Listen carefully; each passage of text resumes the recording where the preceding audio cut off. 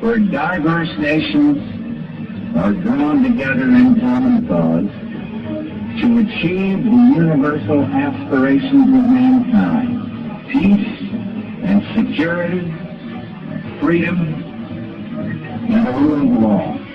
Out of these troubled times, our fifth objective, a new world order, can emerge.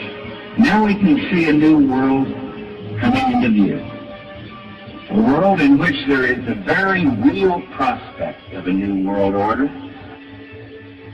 The Council on Foreign Relations, known as the CFR, an organization publicly sworn to destroy American national sovereignty and usher in a tyrannical world police state, could not contain their glee on September 12th, the day after the tragic attack.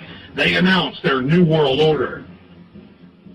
There is a chance for the President of the United States to use this disaster to carry out what his father, a phrase his father used, I think, only once, and hasn't been used since, and that is a New World Order.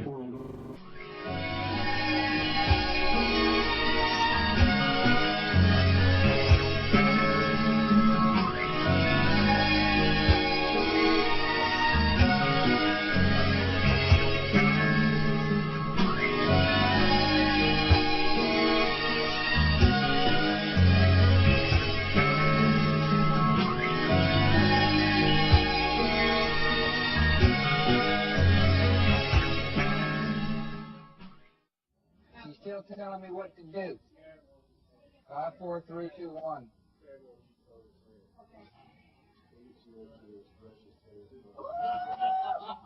Rolling tape on that? Yeah.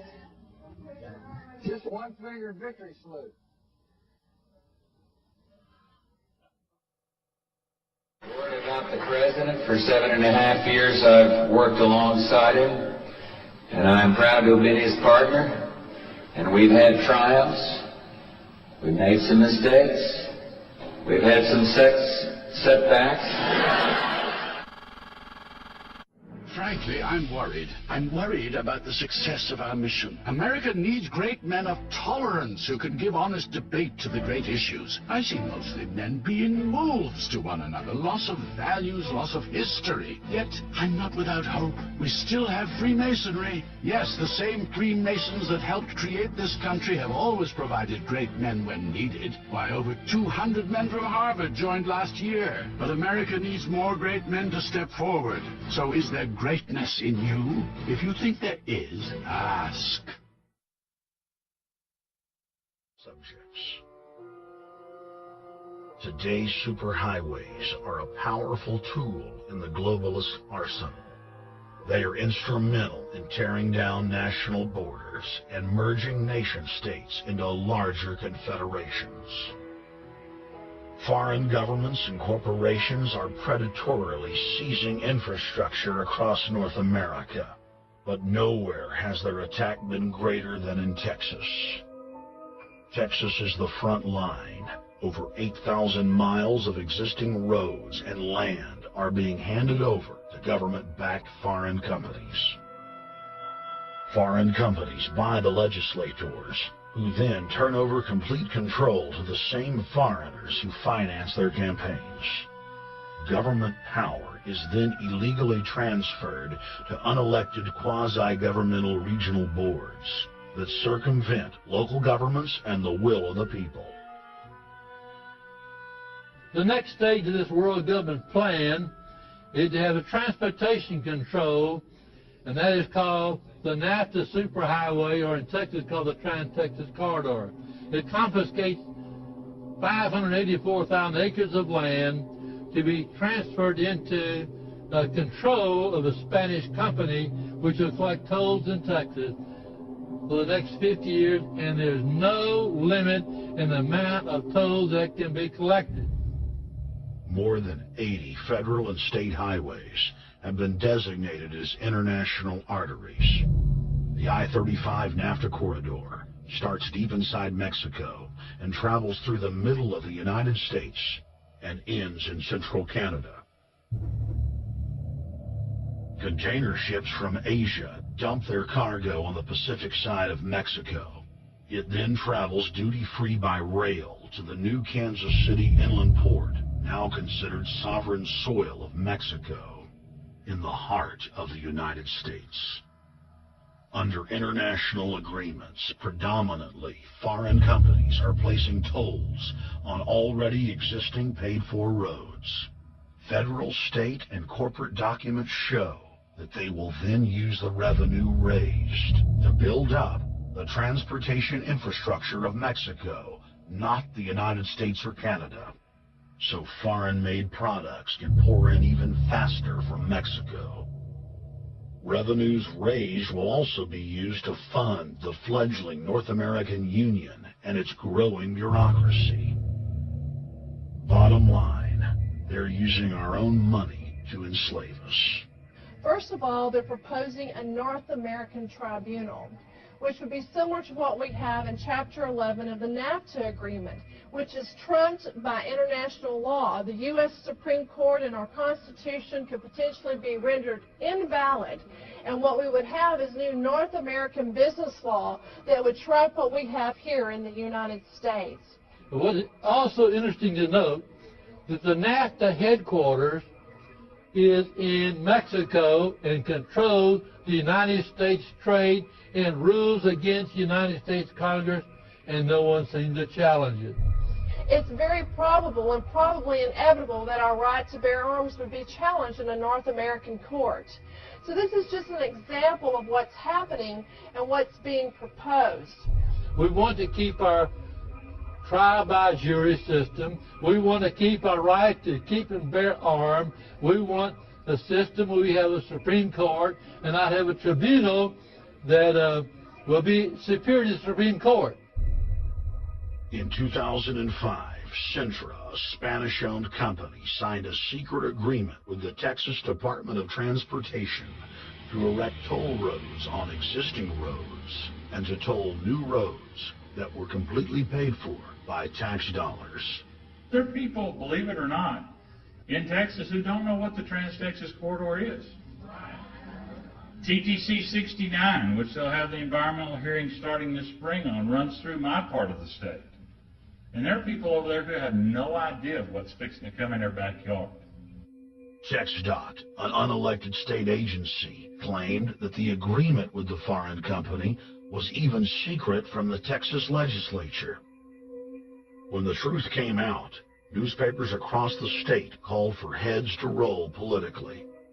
Cintra's response was to have its Australian subsidiary make its first U.S. newspaper buy. Every newspaper they bought was along branches of the Trans-Texas Corridor and had been critical of the toll road plan. The cost of 40 or 50 newspapers is nothing compared to the profits that'll be made. Just Phase 1 alone of the state toll road plan is estimated to raise more than $200 billion in just the first 15 years. And Texas is only a small part of the global panorama. A combine of transnational companies is aggressively consolidating public finance infrastructure worldwide. And the same interests are erecting a world government according to their rules.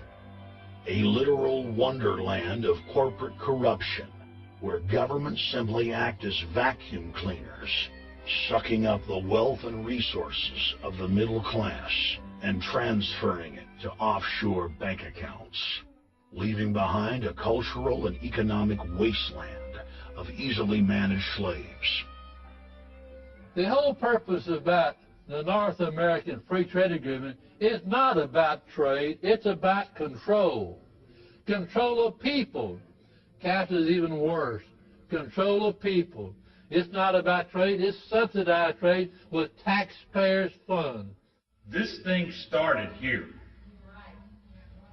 And to save this country, we kill this damn thing here. To stop here in Texas, we stop the New World Order right here in Texas. Polls consistently show that over 90% of the people are against the NAFTA highway systems and its toll roads. As the people learned of the threat, they got angry and took action.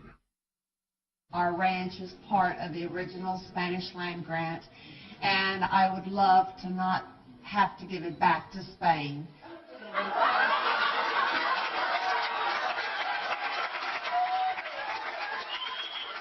Opponents of a proposed superhighway today held a major protest.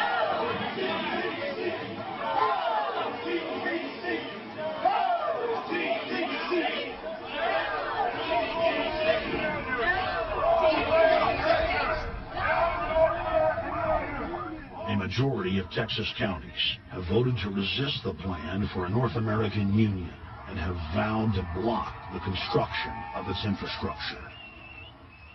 Heck, we already know in a law that was passed by a subservient United States Congress, where practically nobody in the entire Congress stood up and said no, they've already passed a law saying all our driver's licenses are going to be chipped.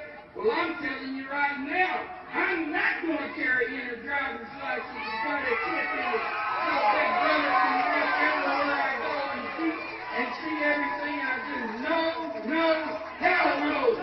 No, all of it. No, no. Will the people own this plot of ground? We, the people, own those trees there. We, the people, own our beautiful Texas, and we are not going to let a bunch of crooks and robber barons take our beautiful Texas away from us. Hell no! Hell no! No, no, no!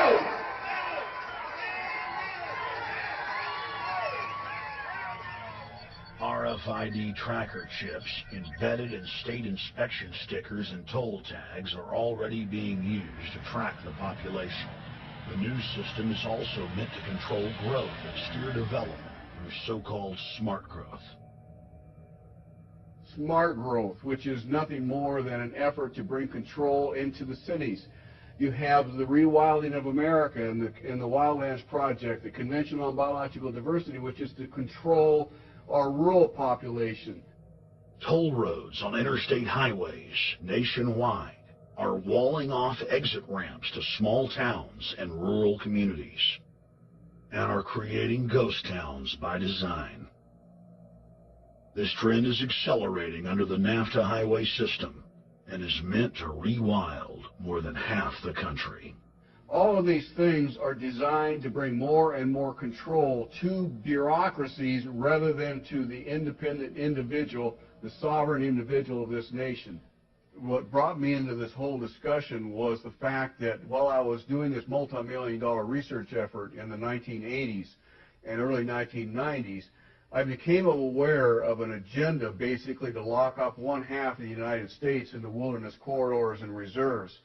What's called the Wildlands Project, but it was also a key cornerstone of the United Nations Convention on Biological Diversity. It was during that study in which I began to realize that this was not an effort to protect the environment, but an effort to control you and I. They were dividing the United States up into little compartments in which they would rip out roads, which they would rip out whole communities and put them back in the wilderness.